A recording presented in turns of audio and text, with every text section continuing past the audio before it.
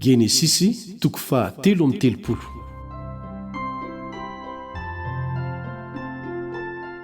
Ary Jakoba dia nanompony masony ka nahatazana fa indro tamy Esau mitondra 700 lahy dia nozarazarainy ny zaza ho amin'ny Lea sy Rahely ary ho amin'ny ankizivavy 2. Ary nataony lohalalana ny ankizivavy 2 sy ny zanany, ary Lea sy ny zanany nanarakaraka, ary Rahely sy Josefa no vody lalana. Ary Jakoba nandeha teo alohan'izy rehetra ka niankohaka impito tamin'ny tany mandra-pahatongany teo akaiky ny rahalahiny. Dia niazakazaka hitsena azy Esau ary nisakambina ny tendany dia namihana sy nanoroka azy ary samy tomany izy mirahalahy.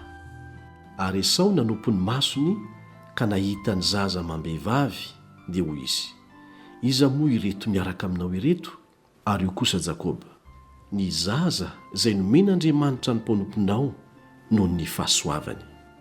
Dia nanatona ny ankizivavy sy ny zanany ka ninkohoka, dia nanatona koa Lea sy ny zanany ka ninkohoka, ary farany dia nanatona koa Josefa sy Rahely ka ninkohoka. Ary hoy Esau, inona moa no hevitra ireny antokony rehetra ny fanena tamiko ireny? Ary hoy izy, mba ahitako fitio masony tompoko lahy. Ary dia hoy Esau, manambe ihany aho rahalahiko, aoka ihany ho anaony ianao. Ary hoy Jakoba, trarantitra ianao, azany zany, raha mba mahita fitio toy masonao aho, dia raiso amin'ny tanako ny zavatra nampanateriko, fa efa nahita ny tavanao aho tahaka ny mahita ny tavan'Andriamanitra, ary efa sitraka aho.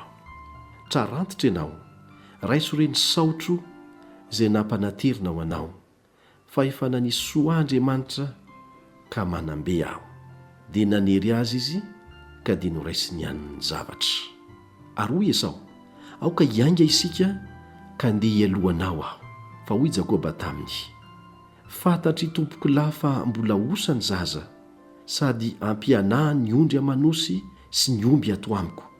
Koa raha ho korodonina indray andro aza ireo dia ho faty avokoa ny ondry amanosy rehetra.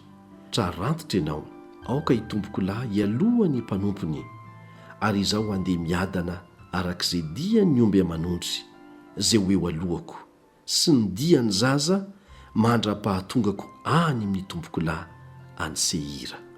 Ary hoy Esau, masiny ianao, aoka ary mba hamelako hiaraka aminao ny olona izay momba. Fa hoy Jakoba, ahoana no anaovanao izany? Aoka hita fitio eto masony tompoko lahy aho. Dia niverina androtr'izay Esau tamin'ny lalany ho any Seira. Ary Jakoba nifindra naka ny Sokota ka nanao trano ho azy, ary nanao trano rantsakazo maromaro ho an'ny omby amanondriny. Izany no nanaovana ny anaran'io tany io hoe Sokota na trano rantsakazo. Ary Jakoba tonga soamantsara tao an-tanàna Sekema, izay eo amin'ny tany Kanana rehefa avy tany Mesopotamia izy. Dia nitompy tandrifo ny tanàna, dia novidiny vola 100 tamin'ny zanaky Hamora rain'ny Sekema ny tany izay nanorenany ny lainy. Ary nanorona alitara teo izy ka nataony hoe El Elohe Israely ny anarany. Ny hevitriny hoe El Elohe Israely moa dia Andriamanitra, Andriamanitra Israely, zay no heviny.